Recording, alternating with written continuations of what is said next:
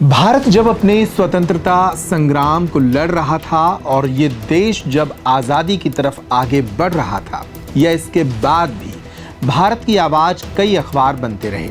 इन्हीं में से एक अखबार था नेशनल हेराल्ड। ये अखबार वैसे तो अखबार था, लेकिन ये कांग्रेसी विचारधारा से जुड़ा अखबार था जो कांग्रेस की विचारधारा को देश भर में पहुंचाता था।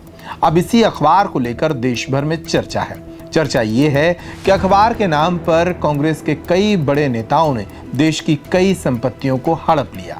नेशनल हेराल्ड से जुड़ा मामला मध्य प्रदेश में भी चर्चा में आ गया, क्योंकि हाल ही में प्रवर्तन निदेशालय ने नेशनल हेराल्ड मनी लॉन्ड्रिंग मामले में सोनिया गांधी, राहुल गांधी सहित कांग्रेस के 2 और लोगों को आरोपी बना दिया है। उनके विरुद्ध चार्जशीट दाखिल कर दी है।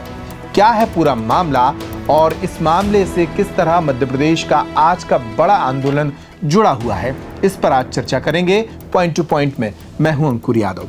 शुरुआत करते हैं सबसे पहले आज के प्रदर्शन की और इसके बाद जानेंगे नेशनल हेराल्ड की हिस्ट्री को। राजधानी भोपाल में कांग्रेस ने प्रवर्तन निदेशालय के खिलाफ बड़े पैमाने पर विरोध प्रदर्शन किया।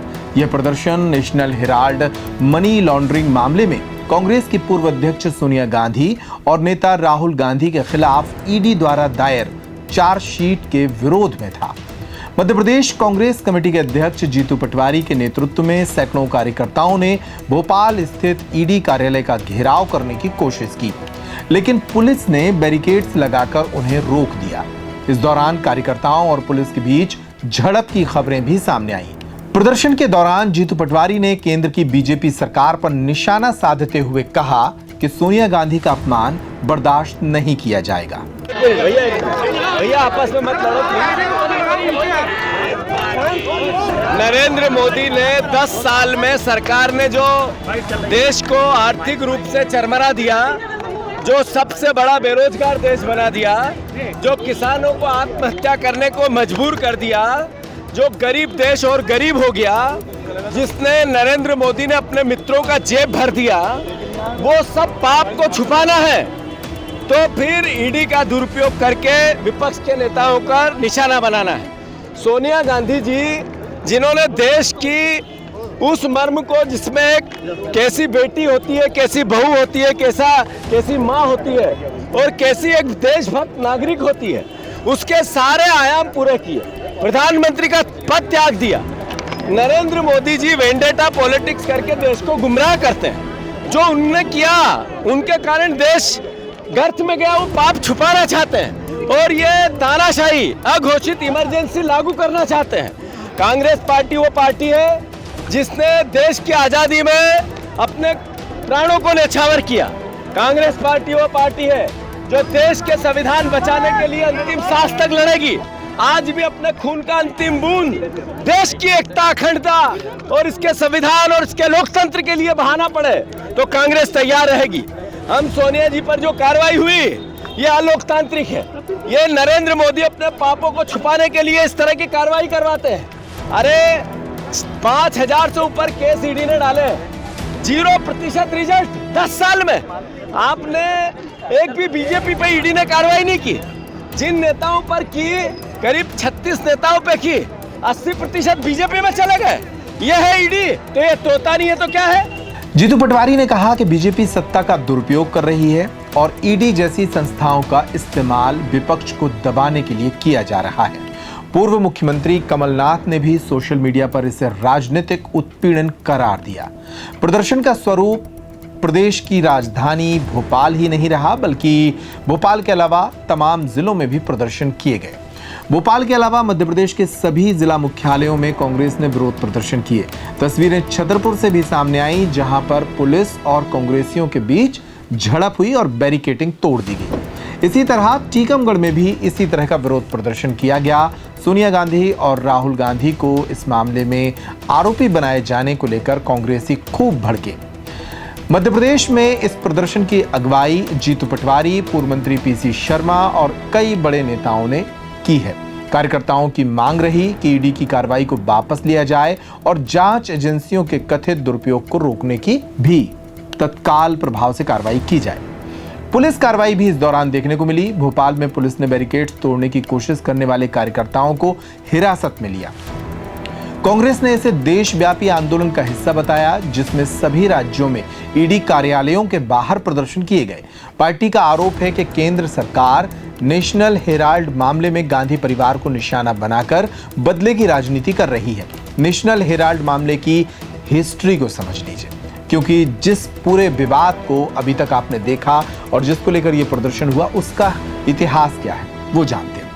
दरअसल नेशनल हेराल्ड अखबार और इससे जुड़े मनी लॉन्ड्रिंग मामले की शुरुआत 2012 में हुई थी, जब बीजेपी के नेता सुब्रमण्यम स्वामी ने दिल्ली के पटियाला हाउस कोर्ट में याचिका दायर की। स्वामी ने सोनिया गांधी, राहुल गांधी, मोतीलाल वोरा, ऑस्कर फर्नांडीज, सेम पित्रोदा और सुमन दुबे पर नेशनल हेराल्ड की संपत्तियों को हड़पने का आरोप लगाया। मुख्य आरोप स्वामी का यह था कि कांग्रेस नेताओं ने यंग इंडियन प्राइवेट लिमिटेड नामक कंपनी बनाकर नेशनल हेराल्ड का प्रकाशन करने वाली एसोसिएटेड जनरल लिमिटेड का अवैध अधिग्रहण किया है। दिल्ली के बहादुर शाह जफर मार्ग स्थित हेराल्ड हाउस, जिसकी कीमत लगभग 2000 करोड़ रुपए बताई जाती है, उसको कब्जाने के लिए यह कथित साजिश रची गई। ईडी का आरोप है कि कांग्रेस ने पार्टी फंड्स का दुरुपयोग कर एजेएल की संपत्तियों को यंग इंडियन में ट्रांसफर कर दिया, जिसमें सोनिया गांधी, राहुल गांधी की 76% हिस्सेदारी है।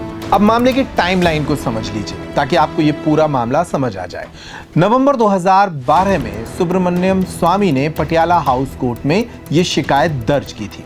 जून 2014 में कोर्ट ने सोनिया, राहुल और अन्य के खिलाफ समन जारी किया। अगस्त 2014 ईडी ने मनी लॉन्ड्रिंग का केस दर्ज किया। सितंबर 2015 ईडी ने जांच तेज की। जून 2022 ईडी ने सोनिया और राहुल गांधी को पूछताछ के लिए तलब किया। अगस्त 2022 यंग इंडियन का दिल्ली कार्यालय सील कर दिया गया। नवंबर 2023 ईडी ने 661 करोड़ रुपए की संपत्तियों को कुर्क किया। अप्रैल 2024 पीएमएलए कोर्ट ने 752 करोड़ रुपए की संपत्ति कुर्क करने को सही ठहराया। 15 अप्रैल 2025 यानी कल का रोज ईडी ने सोनिया, राहुल, सेम पित्रोदा और सुमन दुबे के खिलाफ राउज एवेन्यू कोर्ट में चार्जशीट दायर की। सुनवाई 25 अप्रैल को होगी। अब इस पूरी कार्रवाई को जो अब तक की गई है, इसमें चार्जशीट दाखिल हो गई है, 25 को सुनवाई है, तब इसमें बड़ा फैसला सामने आ सकता है। ईडी की कार्रवाई अब तक 752 करोड़ रुपए की संपत्ति को कुर्क कर चुकी है, जिसमें दिल्ली, मुंबई, लखनऊ की अचल संपत्तियां शामिल हैं। एजेंसी का दावा है कि ये संपत्तियां मनी लॉन्ड्रिंग के जरिए हासिल की गईं। चार्जशीट में सोनिया गांधी को आरोपी नंबर 1 और राहुल गांधी को आरोपी नंबर 2 बनाया गया है। इस मामले में आगे क्या हो सकता है, इसको भी जान लेते हैं। राउज एवेन्यू कोर्ट में 25 अप्रैल को होने वाली सुनवाई में चार्जशीट का विचार किया जाएगा। ईडी को केस डायरी पेश करने के निर्देश दिए गए हैं। कांग्रेस ने इसे लोकतंत्र और संविधान की रक्षा के लिए आंदोलन बताया और कानूनी लड़ाई लड़ने की बात कही। तो ये था point two point national Herald विवाद से जुड़े कांग्रेस के पूरे प्रदर्शन को लेकर। इस पॉइंट टू पॉइंट के जरिए हमने कोशिश की कि आप नेशनल हेराल्ड से जुड़ा पूरा विवाद समझ पाएं। 25 अप्रैल को इस मामले की सुनवाई होनी है, तब इसमें नया अपडेट सामने आएगा। फिलहाल इतना ही। ये वीडियो आपको कैसा लगा अपने कमेंट के माध्यम से हमें जरूर बताइएगा। इस वीडियो में इतना ही। नमस्कार।